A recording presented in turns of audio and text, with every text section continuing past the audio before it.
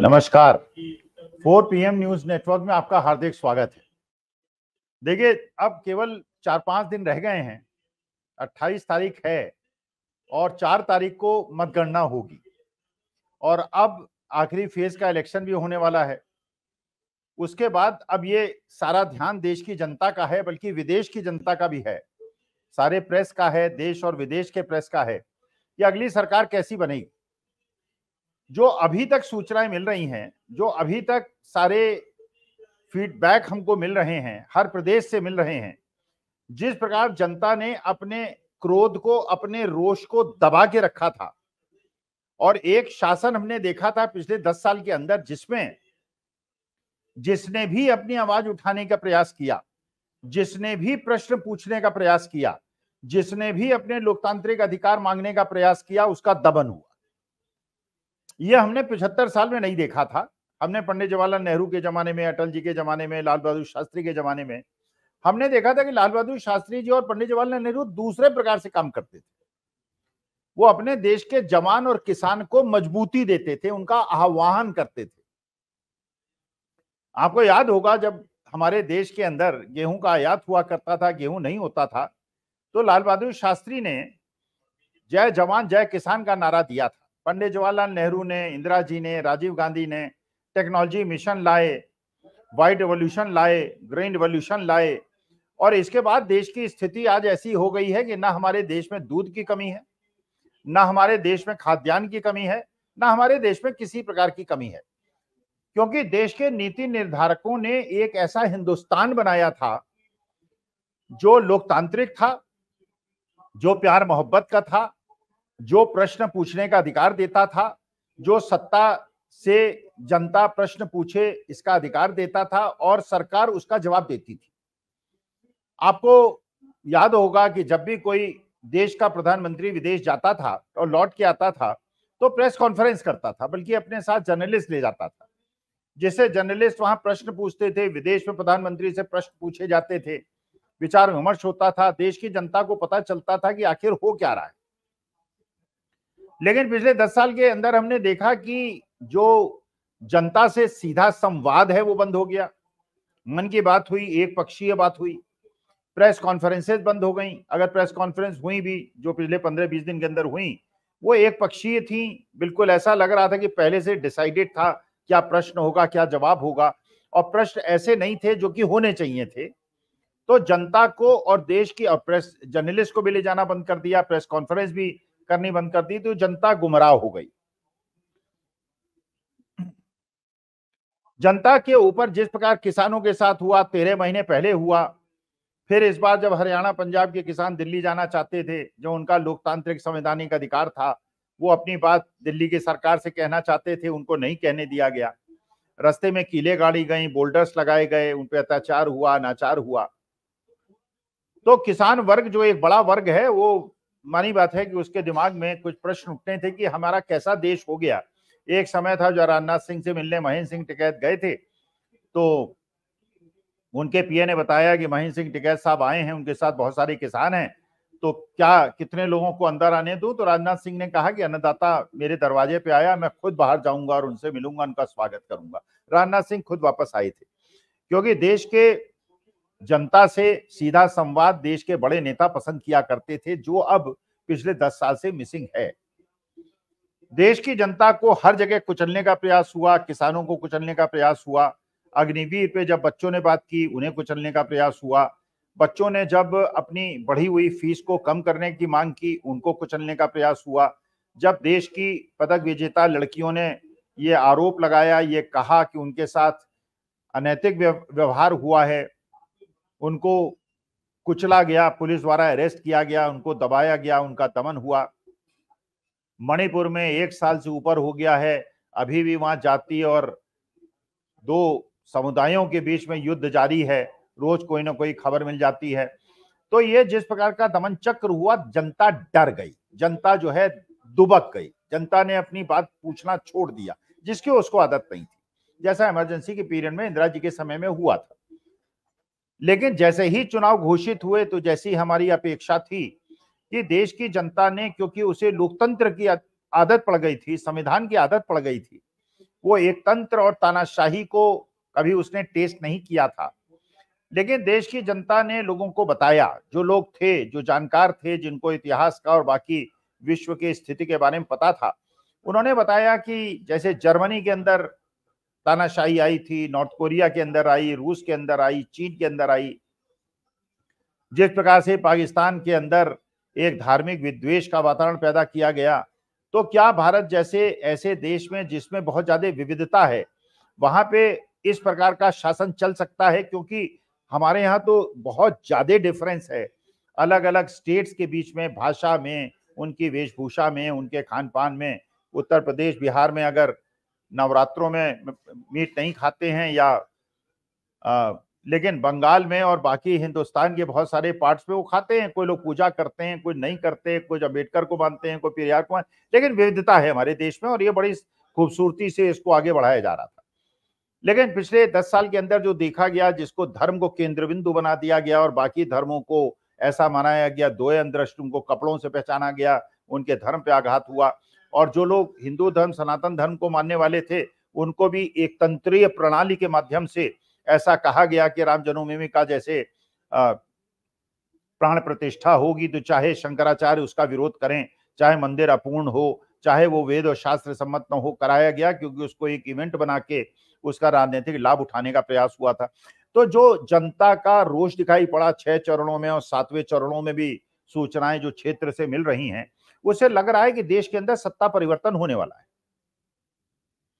और बीजेपी को 220-200 सीट मिलने वाली हैं, 25-30 सीट उनके अलायंस पार्टनर्स को मिलने वाली हैं और बाकी सारे लोग जो है, जो इंडिया अलायंस, क्योंकि इंडिया अलायंस के साथ जो खूबसूरती है कि इंडिया अलायंस में उनके जो गठबंधन के पार्टीज हैं, आम आदमी पार्टी है, टीएमसी है, डीएमके है, शिवसेना है, आरजेडी है, सपा है, ये ऐसी पार्टियां हैं जो अपने क्षेत्र में इतनी ज्यादा स्ट्रांग हैं कि इनकी तो 150 सीट से ऊपर आनी ही आनी, 170-180 सीट इनकी आनी है। अब केवल प्रश्न ये उठता है, क्या कांग्रेस अपने बल पे 100 सीटें ला सकती है क्या? अगर कांग्रेस 100 सीटें लाती है तो ये ज्यादातर सीटें वो होंगी जो भारतीय जनता पार्टी से जीतेगी, क्योंकि जहां भारतीय जनता पार्टी कांग्रेस के बीच में सीधा संघर्ष था 2024, 14 और 19 में, जहां बीजेपी की स्ट्राइक रेट बहुत ज्यादा थी और कांग्रेस बुरी तरह से हारी थी। अगर कांग्रेस उसमें से 60 सीटें भी वापस ले लेती है और साउथ का जो उनका किला है केरला का, और जिस प्रकार से उनकी तमिलनाडु की स्थिति है वो सीटें बरकरार रखती है, तो 120-125 सीटें कांग्रेस की होने की संभावना है। तो इंडिया अलायंस की 300 सीटें के करीब हो जाएगी। और जो अब दिख भी रहा है, खड़गे साहब ने 1 तारीख को दिल्ली के अंदर इंडिया अलायंस के सारे पार्टनर्स की मीटिंग बुलाई है, जिसमें सारी बातें होंगी।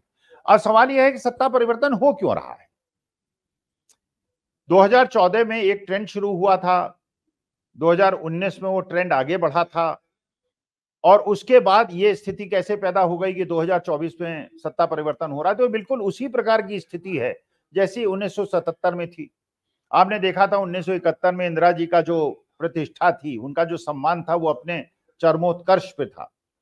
मैं इंजीनियरिंग का छात्र था बीओचयू में 1971 में, जब बांग्लादेश को इंदिरा जी ने तोड़ा था, तो बड़ा उत्साह था और इंदिरा जी को देवी और दुर्गा की तरह लोगों ने पूछा था। लेकिन 6 साल के बाद ऐसी स्थिति हो गई थी कि जब इमरजेंसी लगी और लोगों ने इमरजेंसी के और तानाशाही के स्वाद को चखा, तो उनको इतनी ज्यादा वितृष्णा हुई कि उन्होंने 1977 में इंदिरा जी का पत्ता साफ कर दिया, क्योंकि उन्हें लोकतंत्र की आदत थी और इस प्रकार की तानाशाही को उन्होंने पसंद नहीं किया।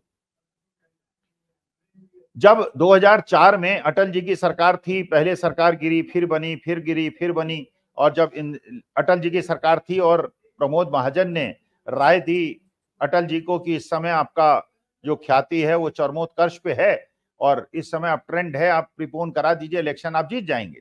इलेक्शन उन्होंने 2004 का प्रीपोन करा दिया और उसके बाद जब चुनाव के रिजल्ट्स आए तो देखा तो अटल जी हार गए, बीजेपी हार गई और यूपीए की सरकार बनी। वो सरकार क्यों गिरी? वो सरकार इसलिए गिरी क्योंकि अटल जी का जो एक बहुत बड़ा स्लोगन उस समय दिया गया था भारतीय जनता पार्टी की तरफ से, वो कहा गया था इंडिया इज शाइनिंग। अब इंडिया शाइनिंग का मतलब ये था कि हिंदुस्तान की जनता बहुत ज्यादा खुश है। हाँ, ये बात सही है कि हिंदुस्तान की जनता का एक वर्ग तो खुश था, जो इंफ्रास्ट्रक्चर बनने से खुश था, जो नदियों को जोड़ने से खुश था, जो सड़कों के बनने से खुश था। लेकिन देश की जो बहुतांश जनता थी, जो 80% जनता थी, जो अल्प मध्यम वर्ग और मध्यम वर्ग की जनता थी, उसने ये प्रश्न पूछा कि हमारी तो आमदनी बढ़ी नहीं, हमें सड़कों से क्या लेना देना, हमें इंफ्रास्ट्रक्चर से क्या लेने देना, हमारी तो आमदनी बढ़नी चाहिए, हमारे लिए तो महंगाई कम होनी चाहिए। और इंडिया शाइनिंग की बात करके आप तो हमारे घावों पे नमक छिड़क रहे हैं। तो जनता ने एक साइलेंट रिवॉल्यूशन किया और उसके बाद अटल जी की सरकार गिर गई। मनमोहन सिंह बने प्रधानमंत्री, 2004 में भी बने, 2009 में भी बने, तो एक टर्म अप ट्रेंड था, लेकिन 2014 में फिर परिवर्तन हो गया। इसका मतलब यह है कि राजनीति में ये ट्रेड साइकिल चेंज होती रहती हैं। 1977 में चेंज हुई, 80 में चेंज हुई, 84 में बढ़ी, उसके बाद 98 में बढ़ी, फिर 2004 में पलटी, फिर 2014 में पलटी, फिर 2024 में पलटने वाली है। और दिल्ली के अंदर खड़गे साहब मीटिंग बुला रहे हैं और उसमें सारी रणनीति की बात हो रही है। मोदी जी ने भी कहा है कि साहब राजनीति के अंदर जो है राजनीतिक द्वेष नहीं होना चाहिए, हम कोई लड़ाई झगड़े करने के लिए थोड़ी बने हैं, हमें प्यार मोहब्बत करनी चाहिए। इसका माने आभास तो उनको भी हो गया है। अब सवाल यह है कि जो सत्ता परिवर्तन हुआ है ये हुआ इसलिए है, पहली बात तो यह है कि जनता ने अपने रोष को दबा के रखा हुआ था, जनता बिल्कुल खामोश थी। समाज के उस वर्ग को जिसको उत्तेजित करने का प्रयास किया गया था, जो सोचा गया था कि इसको जितना ज्यादा उत्तेजित करेंगे और ये रिएक्ट करेगा और उस रिएक्शन की वजह से जो मेजॉरिटी है उसके अंदर से रिएक्शन होगा, पोलराइजेशन होगा और उनको फायदा होगा, हुआ नहीं। जिनको आइसोलेट किया गया था, जिनको अटैक किया गया था, वो शांत बैठे रहे, उन्होंने रिएक्शन नहीं दिया। बल्कि जब उनके पूछा गया कि आप किसको वोट दे रहे हैं, लोग गए फील्ड में, उनसे बात की तो उन्होंने कहा ठीक है कोई नहीं, हम तो बीजेपी को वोट दे देंगे। उन्होंने रिएक्शन नहीं दिखाया, जिससे काउंटर पोलराइजेशन नहीं हुआ। इसके अलावा जो अखिलेश यादव और तेजस्वी यादव और उद्धव ठाकरे ने महाराष्ट्र के अंदर जो हमारी मुख्य स्टेट्स हैं, जहां पे स्विंग स्टेट्स हैं और जहां बहुत ज्यादा सत्ता विरोधी लहर है, उसका कारण ये था कि अखिलेश यादव ने उत्तर प्रदेश के अंदर जो एक कास्ट अरिथमेटिक हुआ करती थी, जो सोशल इंजीनियरिंग की होती थी, जिसको माननीय कांशीराम ने भी अपने समय में किया था, एक समय बहन जी भी किया करती थी, और जिसको भारतीय जनता पार्टी में अमित शाह जी ने भी किया था, कि उन्होंने नॉन यादव बैकवर्ड्स को और नॉन जाटव दलित्स को अपने साथ मिला लिया था, उनके क्षेत्रीय नेताओं को और नेताओं को अपनी तरफ से कर लिया था, चाहे वो डॉक्टर संजय निषाद हो, चाहे ओपी राजभर हो, चाहे अनुप्रिया पटेल हो। और इस प्रकार से उन्होंने जैसे बिहार के अंदर भी किया था कि चिराग पासवान को ले लिया था, उपेंद्र कुशवाहा को ले लिया था, फिर जीतन राम मांझी को ले लिया था। तो जो एक कास्ट अरिथमेटिक थी अपोजिशन की, उसको काट उन्होंने ढूंढ लिया था। सवर्ण वोट के साथ जब ये छोटे छोटे अति पिछड़े और नॉन यादव, नॉन जाटव दलित जुड़ जाते थे तो ये विनिंग कॉम्बिनेशन बन जाता था। तो 2014-19 में बीजेपी को सबसे ज्यादा फायदा दिया। इस बार क्या हुआ कि अखिलेश यादव ने वही कार्ड खेला जो अमित शाह ने उत्तर प्रदेश में खेला था। उन्होंने यादवों को तो कम सीटें दी और उसके बाद कुर्मियों को सबसे ज्यादा सीटें दी, साकियों को सीटें दी, पासियों को सीटें दी, उन्होंने ऐसी निषादों को सीटें दी। तो उन्होंने ये देखा कि भाई हमारे साथ ये वर्ग तो है ही जो उनके साथ से हमेशा से परंपरागत रूप से रहा है, और इसके अलावा अगर एक सॉलिड वोट बैंक जो क्षेत्रीय स्तर पे जिसकी जनसंख्या ज्यादा है उसको खड़ा करते हैं तो पूरी बीजेपी की अरिथमेटिक फेल हो जाती है, उनकी सोशल इंजीनियरिंग फेल हो जाती है और हमारी जीतने की संभावना बढ़ जाती है। अच्छा, कांग्रेस के साथ आने से जो दलितों के दिल में एक डर था कि समाजवादी पार्टी का जो वोट बैंक है और हमारा वोट बैंक है उसके बीच में संघर्ष होता है, जिस वजह से वो भारतीय जनता पार्टी के पास चला जाता था, कांग्रेस के साथ आने की वजह से समाजवादी पार्टी के साथ वो भी थोड़ा निश्चिंत हुआ कि भाई अब क्योंकि कांग्रेस और सपा साथ हैं इसलिए हम जो है इस इंडिया अलायंस को वोट दे सकते हैं। और वेस्टर्न यूपी के अंदर बहुतायत में जो दलित वोट है उसने इंडिया अलायंस को वोट दिया, जो आज तक परंपरागत रूप से उसने कभी नहीं दिया था। इसी प्रकार से जो मुसलमान थे जो थोड़े से नाराज थे, चाहे दिल्ली के अंदर अरविंद केजरीवाल से नाराज हों, वो कंसोलिडेट हो गए थे कांग्रेस की तरफ। उत्तर प्रदेश के अंदर भी अगर समाजवादी पार्टी और कांग्रेस का गठबंधन न होता तो उसमें 90% वोट कांग्रेस को जाता, वोटों का बंटवारा होता और बीजेपी जीत जाती। मुसलमान भी वापस आ गए, दलित भी वापस आ गए, सवर्णों के अंदर भी एक बीजेपी के प्रति रोष हुआ क्योंकि उनके नौकरी धंधे, उनके जो उद्योग थे उसमें परेशानियां हुई। तो एक प्रकार से जो चारों तरफ से आघात हुआ। फिर सबसे बड़ा वोट बैंक जो था बीजेपी का, जिसने बीजेपी को खड़ा किया था राजपूत समाज, उसके साथ गुजरात के अंदर भी जैसा टिप्पणी पुरुषोत्तम रूपाला ने की, जैसे उत्तर प्रदेश में अनुप्रिया पटेल ने की, तो उसकी काउंटर रिएक्शन हुआ और बीजेपी का जो सॉलिड वोट बैंक था वो भी घटा। अच्छा, इसके अलावा जो युवा वर्ग था, जो बीजेपी का बहुत बड़ा सपोर्टर था 2014-19 में, जब अग्निवीर जैसी योजना उसको पता चली, जब उसको नौकरी नहीं मिली, जब पढ़ लिख के उसकी एस्पिरेशंस बढ़ गई, नौकरी न मिलने की वजह से वो अवसाद में चला गया, तो वो भी ड्रिफ्ट हुआ। और जब घोषणा पत्र कांग्रेस का आया, जब उसने कहा कि किसानों को हम एमएसपी की गारंटी देंगे, हम महिलाओं को, गरीब महिलाओं को 1 लाख रुपए साल देंगे, हम बच्चों को स्टाइपेंड देंगे, हम अग्निवीर योजना को खत्म कर देंगे, तो बच्चों को, युवाओं को, महिलाओं को, किसानों को एक विकल्प दिखा, एक नैरेटिव दिखा, जिस नैरेटिव से उन्हें लगा कि यही तो हम आपसे मांग रहे थे। तो इस कारण से जो ऐसे वर्ग थे जो कि बीजेपी के साथ कंधे से कंधा मिला के हमेशा चले थे, उसके अंदर बिखराव हुआ। बल्कि बिखराव इतना ज्यादा हो गया कि आरएसएस जिसके कंधे पे बैठ के बीजेपी आज तक सत्ता में पहुंची है, उनके बीच में भी इतना ज्यादा मतभेद हो गया कि नड्डा जी को, जेपी नड्डा साहब को, जो बीजेपी के अध्यक्ष हैं, कहना पड़ा कि हमें आरएसएस की आवश्यकता थी जब अटल जी थे, तब हम कमजोर थे, अब हम मजबूत हो गए, इसलिए वी डोंट नीड देम। तो ये अच्छा, फिर पन्ना प्रमुख चेंज करने पड़े, जो आरएसएस के पन्ना प्रमुख थे उनको चेंज करना पड़ा, वो दुराव दिखा। तो अब ये क्या रणनीति है, क्या कारण है, किस वजह से उन्होंने आरएसएस को छोड़ दिया? तो उससे अच्छा, फिर कैंडिडेट्स का सिलेक्शन देखिए किस प्रकार से हुआ। अब पीलीभीत से इलेक्शन दे दिया जितिन प्रसाद को, जो रहने वाले हैं धौरारा से, मंडी से दे दिया कंगना रनौत को, गोविंदा को दे दिया मुंबई से। और आज की स्थिति ऐसी है कि जनता, क्योंकि क्षेत्र और बहुत सारे जो सिटिंग मेंबर ऑफ पार्लियामेंट थे उनको सीट दे दी, टेनी महाराज को दे दी लखीमपुर खीरी से, जिनके बेटे ने किसानों को कुचला था, ब्रजभूषण शरण सिंह के बेटे को कैसरगंज में टिकट दे दिया, जो कि आप जानते ही उन पे किस प्रकार के आरोप थे। प्रोज्वल रवन्ना के लिए माननीय मोदी जी ने कन्वेंसिंग कर दी हासन से, जो कि 3000 वीडियोस के दोषी हैं। अब सुना है बड़ी कृपा की है, उन्होंने आना स्वीकार कर लिया है, और 31 तारीख के पहले वो एसआईटी, जबकि दूसरा कोई आदमी होता तो अभी तक तो उसको घसीट के ले आए होते। अब वो तो डिप्लोमेटिक पासपोर्ट में गए हैं, एचडी देवेगौड़ा साहब के पौत्र हैं, एचडी रवन्ना साहब के पुत्र हैं, लेकिन वो मस्ती से जर्मनी में हमारे देश की भद पिटवा रहे हैं। तो जो सारा परिवर्तन हुआ उसमें ये हुआ, जो बीजेपी का सॉलिड वोट बैंक था उसमें विभाजन हुआ, उनमें मोहभंज हुआ। ऐसे बहुत सारे लोग 30-40% हुए जो बीजेपी के ट्रेडिशनल वोटर्स थे, वो निराश हुए। या तो इंडिया अलायंस को उन्होंने वोट दिया कम, इंडिया अलायंस को तो कम वोट दिया, ज्यादातर वोट नहीं देने गए इस वजह से कि वो बीजेपी को वोट देना नहीं चाहते थे और इंडिया अलायंस को वोट दे नहीं सकते थे। तो वोट प्रतिशत में जो गिरावट आई उसका मुख्य कारण ये था कि बीजेपी का जो काडर वोट था, जो कि दुविधा में पड़ गया, जो परेशान हो गया, उसने वोट देने, और जो बीजेपी को हराना चाहते थे, माननीय मोदी जी की जो कार्यप्रणाली थे उससे बहुत ज्यादा परेशान थे, उन्होंने सॉलिडली जाके वोट दिया। किसानों ने लाइन लगा के वोट दिया, अर्बन एरियाज में वोट नहीं पड़े। तो वो सारी परिस्थिति, और जैसे जैसे 7 चरणों में चुनाव कराया गया, सोच के कराया गया था कि मोदी जी को अपर हैंड मिलेगा, वो हर जगह जाएंगे, लेकिन उससे फायदा क्या हुआ कि आज 205 मीटिंग तो तेजस्वी यादव ने अकेले बिहार के अंदर कर ली।